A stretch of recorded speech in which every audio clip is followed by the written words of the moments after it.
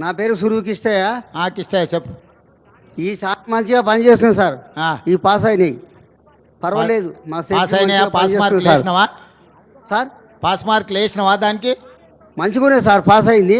Okay okay. మాకు బండ్లు లేవు సార్, బండ్లు కావాలి. మోపెడ్ బండ్లా? బండ్లు తాళ్ళు దూరం ఉన్నాయి, పోనీకి ఇబ్బంది అవుతుంది సార్, బండ్లు కావాలి. మాకు చెట్టు పెట్టుకుంటాం, కొని ఒక 5 ఎకరాల భూమి ఇవ్వండి సార్. చెట్టు పెట్టుకుంటాం, మేము చెట్టు నాటుకుంటాం. ఓకే ఓకే తప్పకుండా. అలాంటి దాని లేవు మీద చెట్లు. అందరూ పట్టదారు అన్ని చెట్లు వీకేస్తారు సార్. అన్ని ఎవరిది? ప్లాట్లు అయినాయి కదా సార్, అన్ని పట్టదారు ప్లాట్లలో మొత్తం వీకేస్తారు, చెట్లు లేకుండా అయినాయి.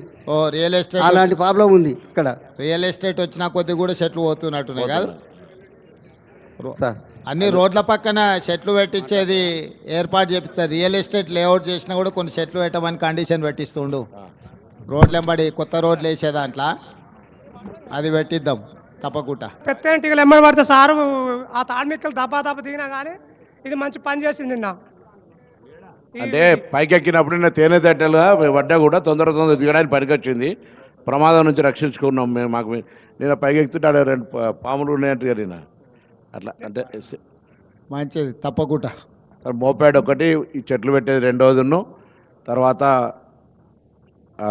మరి వీళ్ళకి ఏమన్నా దావతాన్ని ఇచ్చారా? కనిపెట్టిన వాళ్ళకి ఏం లేదా?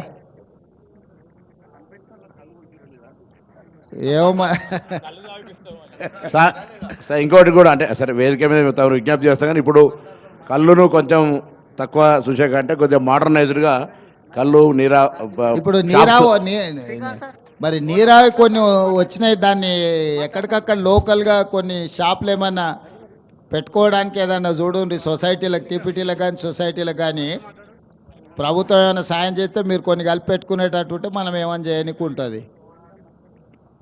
ఎక్కడైనా హైవేల పక్కన దీంట్లలో కొంచెం జిల్లాలలో కూడా ఎక్కడైనా. నమస్కారం సార్, సీఎం సార్. నమస్కారం సార్. నమస్కారం సార్, సీఎం సార్. నా పేరు చెప్పు స్వామి. నా పేరు దేశం నరసింహ గౌడ్ అంటారు సార్. గౌడ్ సాబ్ చెప్పు. ఒకటి ఇప్పుడు ఈ వెంచాలు అన్ని భూములు అన్ని వెంచాలు చెట్లన్నీ వీకేస్తారు సార్. అయితే ఈ చెట్లు తక్కువైపోతున్నాయి. ఇవి చేసుకొని ఉందామంటే పని లేకుండా అవుతుంది. ఆ ఉన్న చెట్లల్లో కొంతమంది భూములు ఉన్న వాళ్ళు ఏం చేస్తారంటే కొద్దిగా ఇట్లా ఇట్లా సతాయిస్తారు మమ్మల్ని. అవునా? దానికి మాకు ఒక 5 ఎకరాల భూమి ఇచ్చి అలా చెట్లు పెట్టుకొని మేము అలా ఎక్కుంటాం. ఒకటి చెట్లు దూరం అవుతున్నాయి కాబట్టి కొద్దిగా ఏమైనా బైక్ అరేంజ్మెంట్ మీరు ఏమైనా చేస్తే మీ దయదలిసి ఏమైనా చేయండి సార్ మాకు. ఏదో మరి దాని మీద ఆలోచన చేద్దాం. పిల్లల్ని బాగా చదివి దీంట్లో 2 పరిష్కారాలు ఉన్నాయి.